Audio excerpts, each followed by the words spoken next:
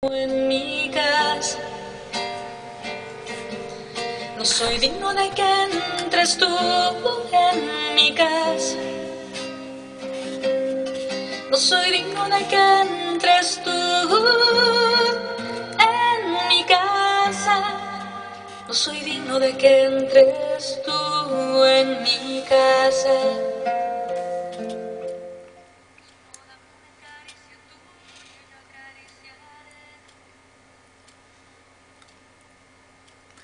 Escuchábamos a la hermana Glenda con su voz cristalina cantándonos dos canciones, bueno, una y media, de manera que podamos, bueno, asimilar lo que fuimos diciendo acerca de Pablo de Tarso. Y vamos a seguir conociendo su historia. Pablo de Tarso no conoció a Jesús, es decir, él era un apóstol, un discípulo de Jesús, pero no como los demás, es decir, Pedro, Santiago, no sé, hasta Judas, estuvieron en contacto directo con Jesús, pero Pablo no. Por eso al principio era un poco como discriminado. Los propios eh, apóstoles, los 12 apóstoles, que eran 12 deliberadamente elegidos por Jesús porque representaban a las 12 tribus de Israel. Si las tribus de Israel hubieran sido 15, seguramente Jesús hubiera dicho, faltan tres más, a ver, vos y vos. Y hubieran sido 15 discípulos, pero no, eran 12. Usted sabe que para la época de Jesús, 9 o 10 de las tribus de Israel se habían perdido, porque como se habían distribuido el territorio luego de Moisés, eh, estas tribus habían caído presas de un imperio, me parece que era el asirio o persa, y, y ahí habían quedado. Las otras que quedaron en Jerusalén fueron las que se salvaron. Entonces eran dos tribus que son las que han llegado hasta hoy en día. Las otras son como las tribus perdidas. Entonces la idea de Pablo de ser apóstol un poco caía mal a los demás apóstoles porque decían los otros, pero nosotros somos los verdaderos, porque nosotros estuvimos todo el tiempo con Jesús, lo conocimos, lo vimos cuando tosía, cuando se reía, cuando estornudaba. En cambio este Pablo no lo vio ni en foto, ¿eh? Este Pablo para mí se está inventando todo. Y así. Así que a mi tocayo lo trataban un poco mal. Al mismo tiempo, como provenía de la diáspora, tenía otras ideas, estaba helenizado, tenía otras ideas, por más que era judío y era fariseo y era súper estricto y respetuoso de los reglamentos y de las leyes, porque los fariseos se afanaban en cumplir, tal como los saduceos, muchas de las reglamentaciones de la alimentación y eran muy muy estrictos. Sin embargo, tenía ideas helenizadas y entre ellas, fíjese, esta idea de un Mesías que venía no solo para el pueblo judío, sino para todos. Un Mesías que no solo era el Salvador físico, porque los judíos pensaban que iba a venir un Mesías como una especie de líder político que iba a reglamentar Israel y a la vez líder militar que iba a vencer a los romanos o a quienes estuvieran subyugando a su pueblo. Al mismo tiempo algunos judíos consideraban que iban a venir dos mesías, es decir, uno político y otro militar. Entonces cuando había un levantamiento y aparecía algún caudillo que los agrupaba contra los romanos, pensaban que ese podía ser el Mesías. Por eso en la película La Última Tentación de Cristo, el que hace de Judas, que lo vea, que era celote, que lo vea a Jesús por momentos cuando Jesús se pone como beligerante y peleador contra los romanos y que parece que va a caudillar a todos para pelear, este Judas se pone contento, pero después Jesús en la película afloja y se lo replantea y ahí Judas entonces lo mira mal. Entonces se esperaba que el Mesías fuera así, pero Pablo tenía otra idea del Mesías. Lo plantea primero como un hijo de Dios, ¿no? Como si fuera que Dios tenga un hijo. ¿Y cómo va a tener un hijo Dios? Si para los judíos Dios es algo sin forma, ¿cómo va a tener un hijo algo que no puede ni siquiera nombrarse. Los judíos no lo pueden nombrar a Dios, le llaman Adonai, eh, nombres como por ejemplo el más alto, el gran Señor, Elohim, pero nunca lo llaman con su verdadero nombre. Por eso el verdadero nombre para Dios de los judíos está en el tetragramatón, que son 4 letras, Yod, He, Vav, He, y no tienen vocales entre medio para que nadie lo pueda pronunciar, que nosotros lo hemos traído, como nosotros no respetamos nada, lo hemos traído a nuestro occidente cristiano y decimos Yahvé o decimos Jehová, que en realidad es haberle metido vocales por el medio, pero es un nombre impronunciable, tampoco es representable. A los judíos les parecía una abominación representar a Dios, decir esto es, humanizarlo. Fíjese el becerro de oro de Aarón, el hermano de Moisés, que fue una locura. Moisés le pareció terrible y rompió las tablas, la primera alianza del pueblo de Israel que bajó del Sinaí, la rompió contra el becerro para destruirlo. Entonces, fíjese, la concepción judía, que era la de Pedro, la de Jerusalén, ellos veían a Jesús como eso, como un Mesías, pero un Mesías fallido, un Mesías que no le había funcionado la cosa, que había intentado pero no pudo. Y Pablo, como estaba helenizado, y en el mundo heleno, en el mundo griego, Dios tiene hijos. Hércules es un semidios, es un hijo de Zeus, al igual que lo es también Perseo. Son hijos de Dios, medio humanos, medio de Dios. Entonces esta idea de que sí, puede haber un humano divinizado, la antropomorfización de Dios era común para los griegos. Los griegos no veían mal esa forma humana y divina a la vez, pero un judío no. Entonces Pablo, que tenía este trasfondo helenizado, sintió que lo que le decía esa voz era que ese hombre, Jesús, no era un Mesías al estilo judío común y corriente, era el Hijo de Dios, y que Dios lo había mandado como vio que el ser humano no podía redimirse por las obras, porque nadie podía cumplir la ley perfectamente, porque hasta la ley tenía contradicciones.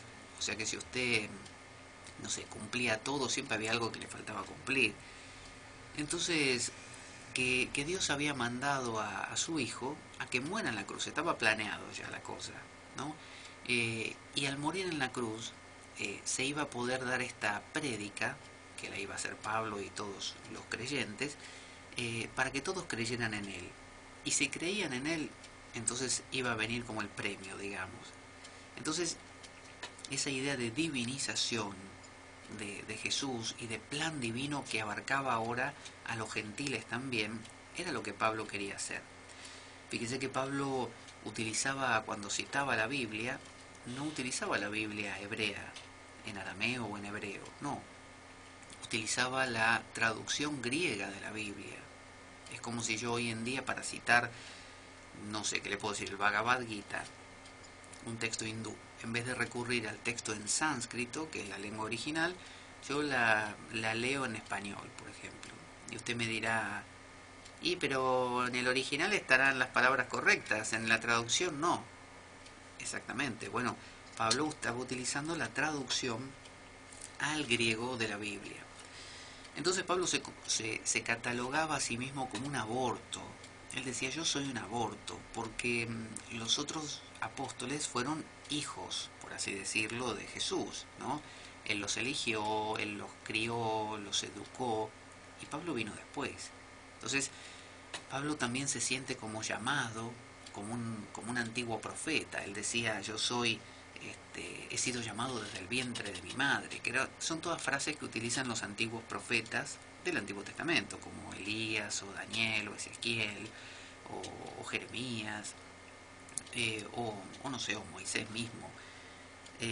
Son cosas que dicen esos antiguos profetas, y él utiliza este lenguaje también. Pablo hablaba distintos idiomas, y Lucas dice en los Hechos de los Apóstoles que fue a estudiar con el rabino Gamaliel a Jerusalén. Pero esto es controvertido, porque si él hubiera ido a estudiar con Gamaliel en Jerusalén, luego no diría en una de sus cartas que él todavía no conocía la comunidad de Jerusalén. Hubiera dicho, ya la conozco, porque ya estuve ahí. Si él supuestamente había estado en el apedreamiento de Esteban, por ejemplo, bueno, él tendría que ser una figura conocida y temida por la propia comunidad de Jerusalén. Y no, él no tenía contacto con esa gente. Al mismo tiempo, estos judíos helenizados, cuando veían la opresión romana, y como tenían esta idea apocalíptica, porque eran muchos fariseos, empezaron a llegar a Jerusalén. Veían que los tiempos se aceleraban, que estaba probablemente por venir el Mesías. Entonces en la mentalidad judía decían así, vamos a ir para Jerusalén, no vaya a ser que venga el Mesías y no nos encuentre y no podamos resucitar. Y en el caso que resucitemos todos igual, vamos igual a Jerusalén, porque así resucitamos primero. ¿Me entendés, hijo mío? Entonces los judíos helenizados iban a Jerusalén al encuentro de las comunidades de judíos residentes ahí en Jerusalén, más tradicionales, más hebreas, para poder esperar a ese Mesías que estaba por llegar. Entonces, al enterarse de toda esta historia de Jesús, porque acuérdese que cuando Jesús murió, nadie lo podía explicar. Los discípulos estaban sumamente confundidos, no querían ni salir de su casa, porque les parecía una contradicción, cómo el Mesías iba a morir, y no lo entendían. Mientras que las mujeres, dicen ahí los evangelios, Marta, María, que fueron las que lo vieron, empezaron a decir que había resucitado, y era cosa muy común decir que un personaje santo, un personaje especial, un maestro, se lo había visto otra vez. Entonces empezaron a circular ideas de que lo vi, decían, ay, que yo lo vi comiendo conmigo. ¿En serio? Sí.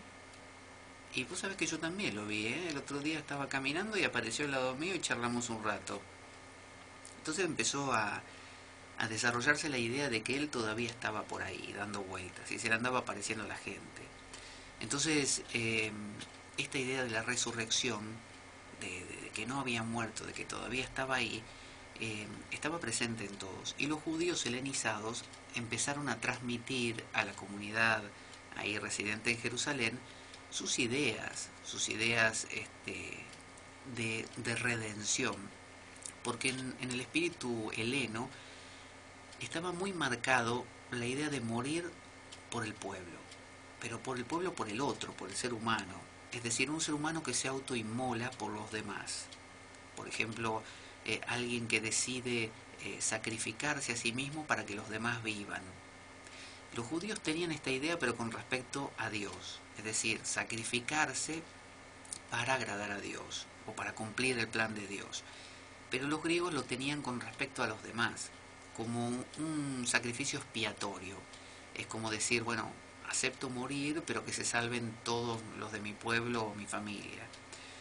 Entonces empezó a circular la idea de que, bueno, había muerto, sí, un Mesías que tenía que llevar adelante la redención de Israel, militar y política, acababa de morir, era una contradicción plana. Entonces se empezó a decir no, pero lo que está pasando es que ha resucitado y ha muerto porque con su muerte está redimiendo a muchos de nosotros, que lo único que tenemos que hacer es creer en ello, y si creemos estamos haciendo un acto de fe, como hizo Abraham, y con solo creer ya está.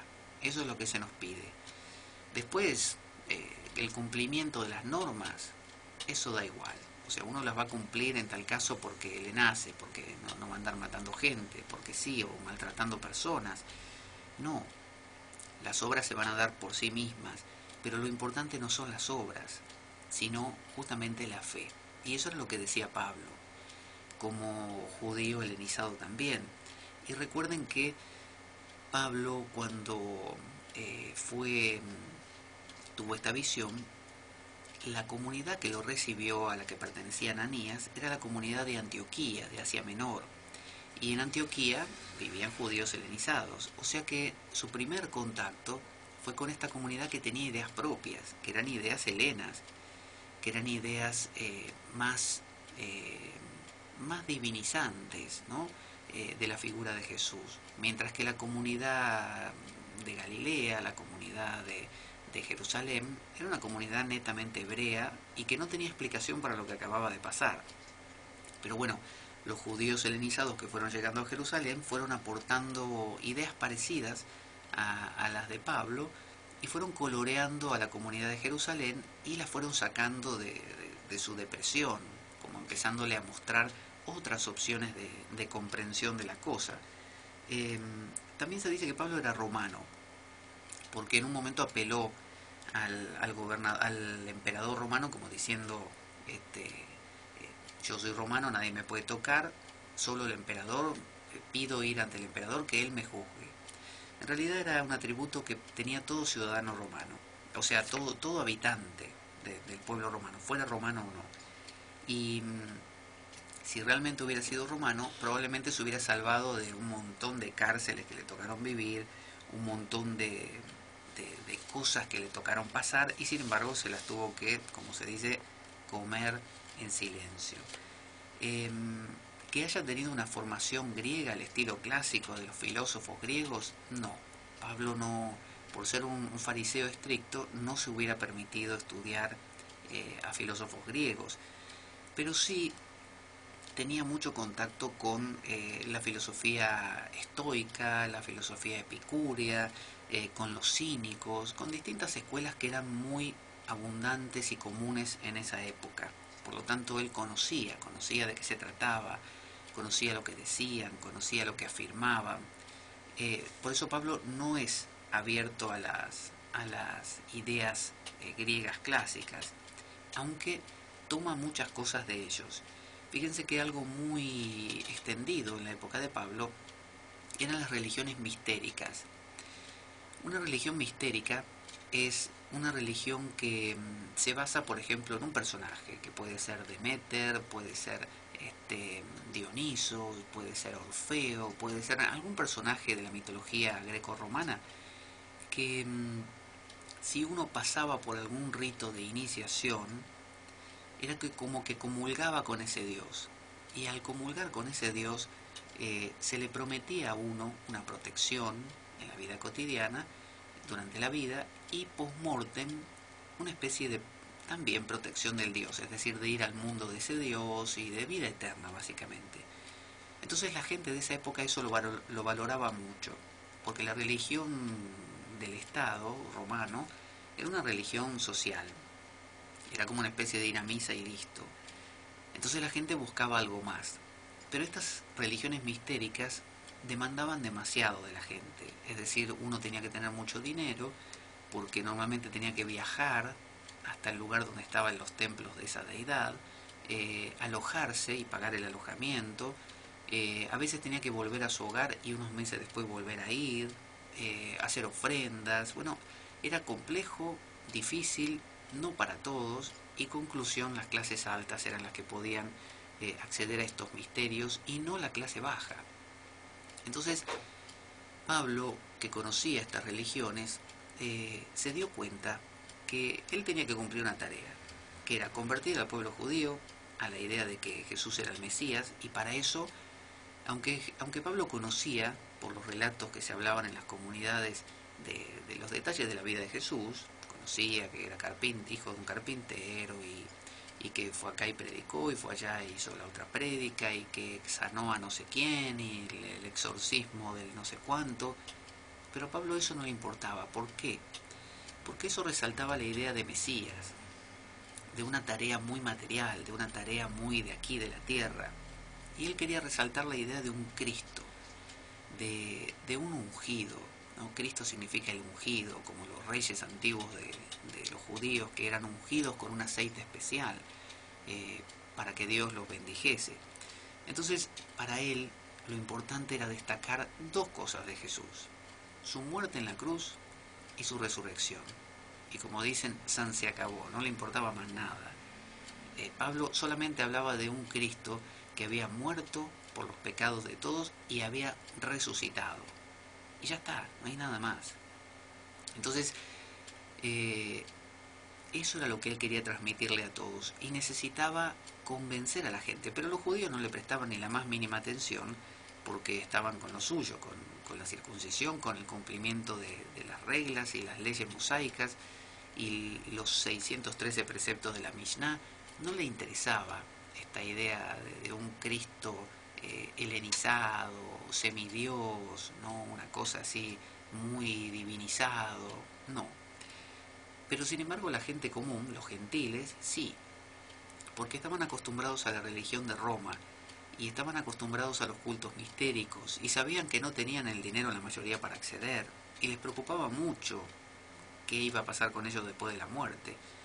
Entonces se dice que Pablo magistralmente, para poder vender ese producto, lo que hizo fue decir, bueno, dijo así: ustedes en la religión mistérica tienen ritos de iniciación que tienen que pasar, ritos complicados donde tienen que comulgar con el Dios.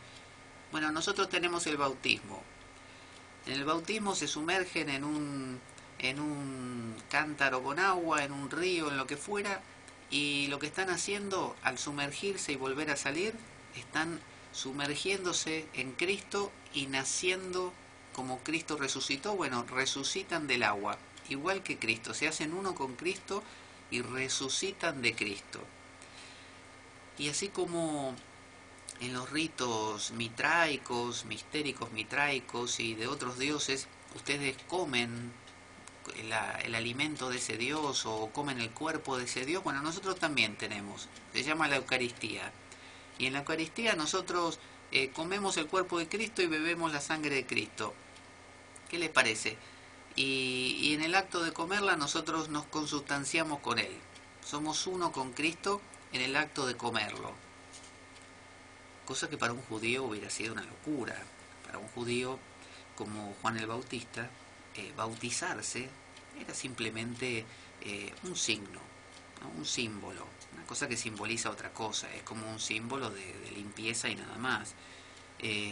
Cuando Jesús dijo: haced esto en conmemoración mía, con respecto al vino y al pan, el judío, como Pedro por ejemplo, judeo cristiano, lo entendía como un recuerdo, es acordarse del maestro, acordarse de lo último que hicimos con el maestro, y nada más, era eso, un recordar a nuestro Mesías, a nuestro maestro.